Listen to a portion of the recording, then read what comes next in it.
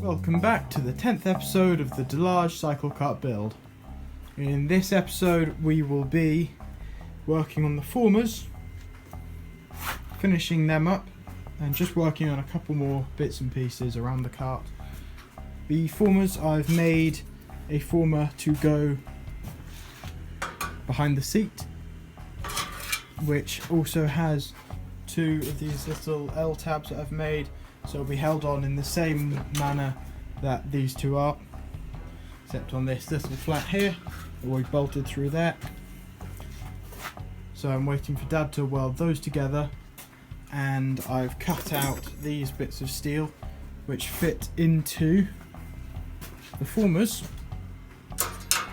like so, and they'll be welded in all the way up on this former and the frontmost former to give it a lot more torsional strength and help stop this from wobbling around so much.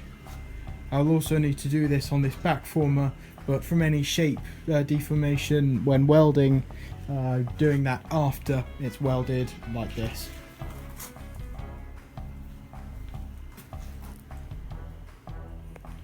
And now the formers are complete. All three of them have been put on. You might notice we are in a new workshop. This is where the video should be coming from now. But what you can see is from these bits that were welded in on all of the formers and the connectors in between these two formers, is that they are a lot more sturdy now. Any wobbling is now in the stands that this is on rather than in the actual formers. But I'm very happy with how these have looked. Time to move on to some other jobs that need to work on the cycle cart.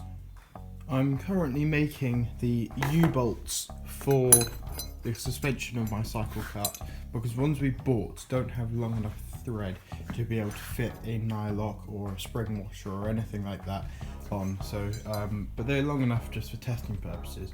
But we've bent some bits of 8mm bar and started tapping them.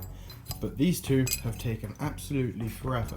So I've been using this, which obviously as you get to a certain point you have to unscrew the arm, put it back in once it's past there, and then suddenly you reach that issue again. So what we've made is a new one which is significantly taller, definitely tall enough for the depth of thread we need, and this bar just goes in through the top, and that's your twisting mechanism. And even if it gets too deep, you just pull it out, twist it, put it back in. It's not like you have to undo a thread to be able to do that. And this is the actual cutter. Another job I've done is at the back of the cart there's some tabs which have been welded onto these bits of chassis rail which stop this from buckling out, as brakes will be mounted on top of these. You might notice there is a significant lack of steering column now on the cart. We realised that firstly it had been welded off centre up here so that it wasn't actually straight, and secondly we realised that this bottom bracket, if we want to have the adjustment that we had up there going up and down, then this would become brittle across there with movement and isn't very strong unless we welded it there, which would keep it from having that adjustment. So we're rebuilding this bottom end and the top end, but the column will stay the same.